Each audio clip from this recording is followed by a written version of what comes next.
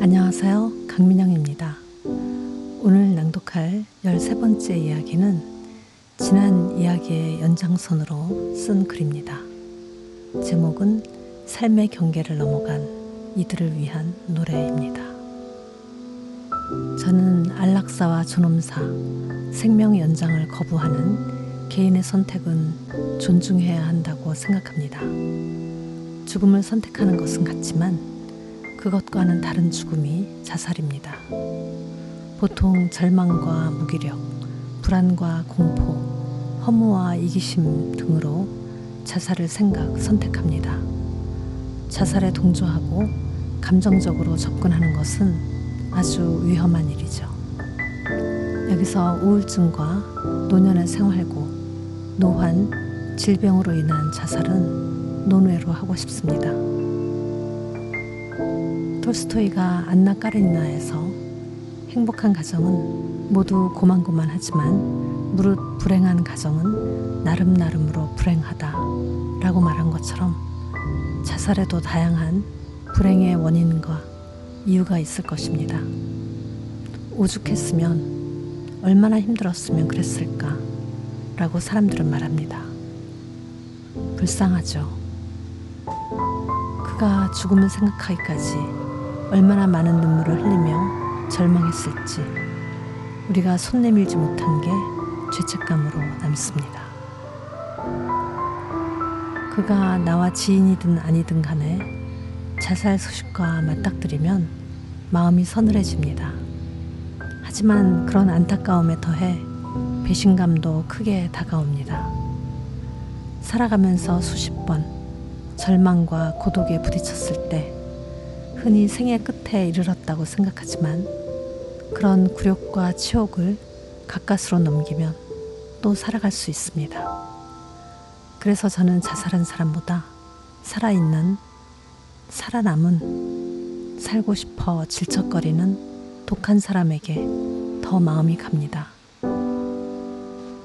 대부분 생명의 탄생은 가족의 기다림과 축복 속에 이루어지고 그것은 탄생하는 개인에게 부여되는 책임의 순간이기도 합니다. 그 이후의 삶은 무수한 갈채를 받으며 펼쳐지죠. 그 갈채는 가족의 시선입니다. 가족은 나를 대신할 수는 없지만 나를 지켜보는 존재입니다. 저는 그 시선이 박수라고 생각합니다. 단지 매 순간 박수 소리를 듣지 못할 뿐이죠. 아장아장 걷는 시기에는 엎어졌다 일어나기만 해도 모두가 환호하고 지나가던 사람까지 멈춰서 박수를 치지만 10살, 15살, 27살, 35살이 되어 엎어졌다가 일어나는 것에는 그냥 지켜볼 뿐입니다. 부모의 마음은 더 특별하겠죠. 자식이 나이 들어서 늙어가도 아무것도 아닌 일에 자식을 향해 무한대로 박수칠 수 있는 게 부모입니다. 그런 가족의 존재를 외면한 채 혼자 살아온 것처럼, 혼자 고독하게 견뎌온 것처럼 자기 연민에 빠지거나 자존심의 손상으로 죽음을 선택하는 게 자살입니다. 그것은 미성숙이고 자기를 향한 따뜻한 시선에 대한 배신입니다. 우리 인간은 자존심이나 명예 하나로 살고 죽을 만큼 그다지 멋지지도 그리 대단한 존재도 아닙니다. 그냥 내려놓아야만 살아갈 수 있는 존재죠. 니체는 왜 살아야 하는지 이유를 아는 사람은 어떠한 시련도 견뎌낼 수 있다 라고 했습니다. 왜 살아야 하는지 분명한 이유를 다시 생각해보고 너무 힘들면 환기시킬 방법을 고민해야 합니다. 저는 모든 인연의 끈을 놓아버린 노숙자가 자살한 사람보다 더 자기 생을 받아들이는 사람으로 보입니다. 그가 어떻게 살든 그것도 그의 선택입니다. 항상 계획하고 치열하게 무엇인가를 성취하는 사람에게만 생의 가치가 부여되는 것은 아닐 것입니다. 어떤 사람들은 자살한 사람에게 동정하며 그래, 그동안 고생했다, 명복을 빈다 라는 말로 서둘러 마무리 지으려 합니다. 저는 타인의 죽음에 빠른 동정을 보이는 시선이 솔직히 소름 끼칩니다. 먼저 충격을 진정시킬 시간이 필요하지 않을까요? 그리고 우리는 시간이 지나면 곧 그를 잊어버릴 것입니다. 간혹 기억한다고 해도 우리의 치열한 생의 경쟁에서 죽은 자는 제외될 수밖에 없습니다. 그에 대한 상실감은 자기 생을 극복한 살아있는 자들의 존재로 대체됩니다. 저도 가끔은 인간의 벽, 풀리지 않는 생의 매듭이 너무 단단해 죽고 싶었습니다. 몇 번은 절실하게 미치도록 그랬죠. 아마 그 절망과 불안, 허무와 고독을 알기에 자살을 얘기하고 싶은지도 모르겠습니다. 그런 제가 어떤 형태의 중독도 빌리지 않고 독하게 버틸 수 있는 것은 한 번쯤은 정말 행복해보고 싶은 욕심, 그런 생에 대한 미련 때문이기도 할 것입니다. 오래전에 지방을 다녀오면서 시골의 맛집을 찾다가 오지 마을로 잘못 들어간 적이 있었습니다. 봄이 되어 꽃이 피기 시작한 예쁜 마을이라 잠시 차에서 내려 구경했죠. 그러다가 등이 기역자로 굽은 할머니가 개울에서 올라오는 것을 보았습니다. 할머니는 겨우겨우 걸음을 떼던 아주 연로한 상태였죠. 몇 번은 소변에 젖고 마른 자국이 선명한 고쟁이가 종아리까지 흘러내렸고 뼈만 남은 하얀 엉덩이가 햇볕을 환하게 받고 있었습니다. 걷지도 못하는 할머니의 손에는 힘껏 비틀어 짠 걸레가 쥐어져 있었죠. 다행히 밭에서 일하던 며느리가 달려와서 모시고 갔는데 치매가 진행 중이라고 했습니다. 멀어지는 두 사람을 보며 함께 있던 친구들은 옷이 너무 더럽다고 할머니를 돌보지 않는 며느리를 탓했지만 파종하느라 바쁜 가족 탓을 할 일은 아닌 것 같았습니다. 옷을 축혀 올릴 힘조차 없는 할머니가 쥐고 있던 꼭 비틀어 짠 걸레와 뼈가 앙상하게 드러난 할머니의 엉덩이, 흘러내린 더러운 고쟁이를 보며 늙는 일은 끔찍한 형벌이라고 생각했던 것 같습니다. 20여 년이 되어가는 기억인데 봄이 되면 뼈만 남은 할머니의 엉덩이 위로 햇빛이 눈부시던 것이 간혹 생각납니다. 햇빛이 닿는 것은 무엇이든 환했죠. 형벌처럼 다가온 노년과 아름다울 것 하나 없는 그 분위기가 가끔 뭉클해집니다. 평생 그 할머니는 그렇게 걸레를 쥐어짰을 것이고 잘 걷지도 못하는 할머니에게 걸레를 짜는 손 힘은 남아있었던 것이 할머니의 삶을 짐작하게 해 착잡했습니다. 한편 할머니가 평생 해보지 못했을 대낮에 엉덩이를 드러낸 모습에 저는 자유로움과 위트까지 느껴지기도 해서 혼자 실실 웃고는 했죠. 그것은 노년의 중후한 매력을 상상했던 내 상식을 여지없이 파괴하는 일이었지만 그렇게라도 어머니가 살아있는 것이 감사한 자녀들에게는 그분의 생이 얼마나 위로가 되는 일일까 하는 생각이 들었습니다. 나이가 들어가면서 저도 제 존재를 아까워하는 시선이 있다면, 아니 저를 아까워하는 사람이 없어도 내가 나를 아까워하는 한 그렇게 찐득거리는 생의 미련을 붙들고 있지 않을까 생각합니다. 근래 성희롱 논란이 불거지자 자살한 사람들이 있습니다. 그들의 죽음을 두고 어떤 사람은 죽음으로 죄를 씻은 것이라고 말하죠. 그것은 사과하고 통회하면서 죽었을 때의 이야기일 겁니다. 죽음은 면죄부가 될 수 없습니다. 죽음으로 공소권 없음, 사건 종료시키는 것은 법적인 해석이고 피해자에게는 사건 종료가 될 수 없는 일이죠. 어떤 사람은 그것은 그의 수많은 업적 중에 하나의 실수이며 오점일 뿐이라고 자살한 사람의 잘못을 축소합니다. 하지만 그 말은 남성에게 많은 자유와 특권, 방종을 허용하는 말인 동시에 여성 비하이기도 합니다. 알베르 까미는 시지프 신화에서 한 인간은 그의 솔직한 충동에 의해서와 마찬가지로 그가 연기하는 연극에 의해서도 정의될 수 있다 라고 했습니다.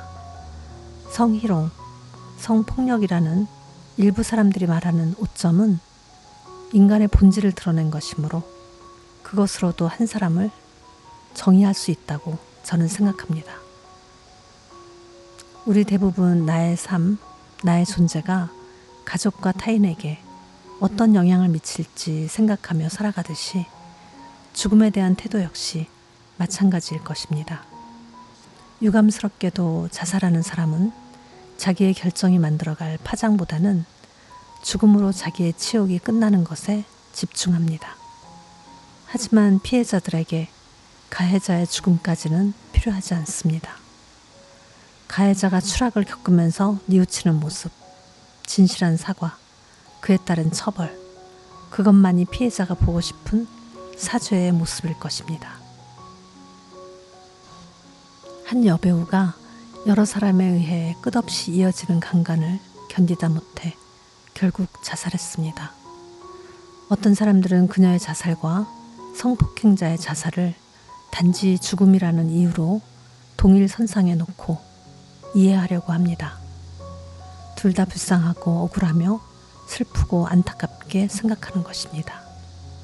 이 사회가 둘의 죽음을 큰 차이 없이 애도하는 것을 생각하면 가해자의 죽음에 면죄부를 주는 우리의 의식이 얼마나 위험한지 알게 됩니다.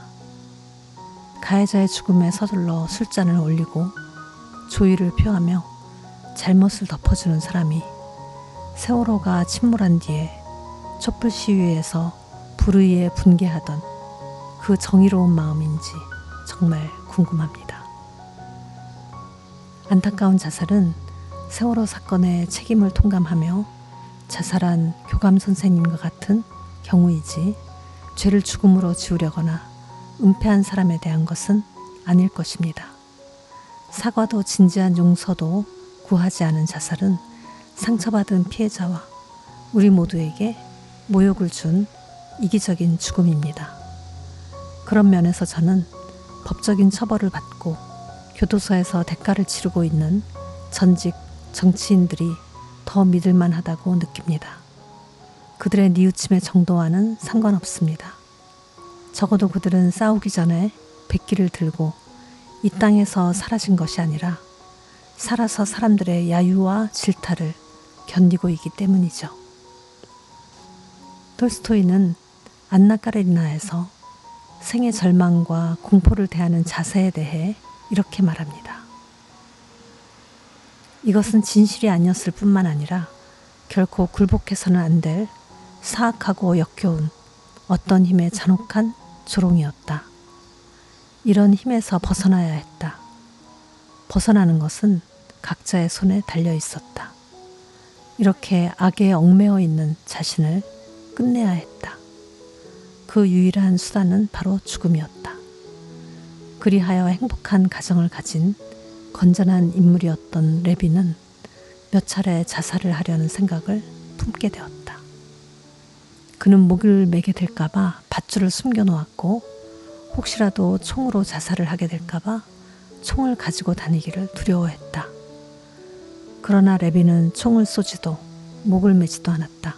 그는 그대로 계속 살아갔다.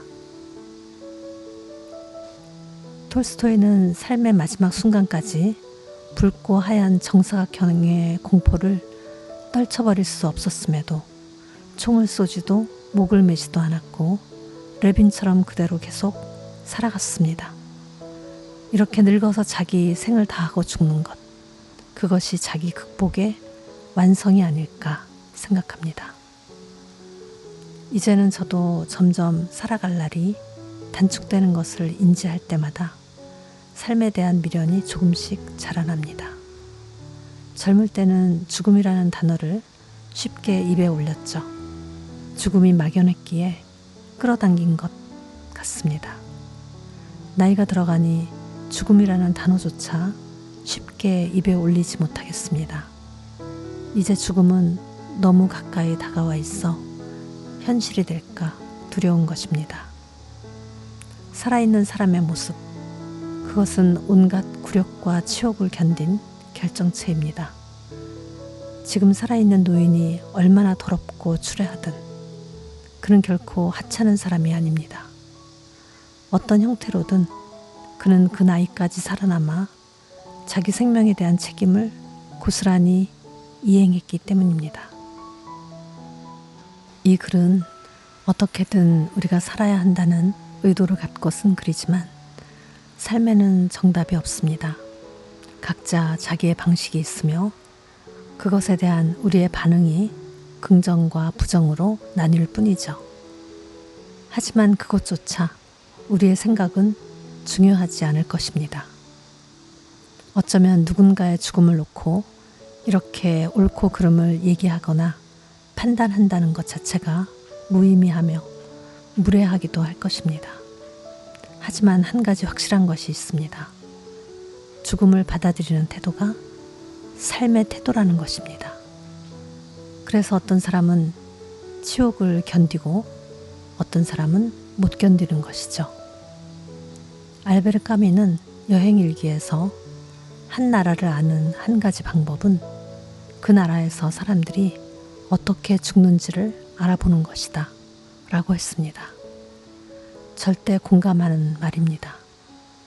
죽음을 개인 고통의 해결이라고 생각할 때 일부는 죽음을 선택하지만 이 사회가 죽음을 숙고하고 논의해서 다른 답안을 제시한다면 사회적인 자살은 막을 수 있을 것이고 높은 자살률을 낮출 수 있을 것입니다. 우리가 어떤 형태의 삶을 받아들이든 인생의 크고 작은 문제들에 걸려 우리는 자주 엎어지고 자빠집니다. 그 외로운 싸움을 포기하고 생을 멈춰야만 했던 학교 폭력에 시달리던 우리의 아이들, 생활고와 질병, 고독과 허무, 좌절감에 굴복해 고통을 멈춘 사람들이 있습니다.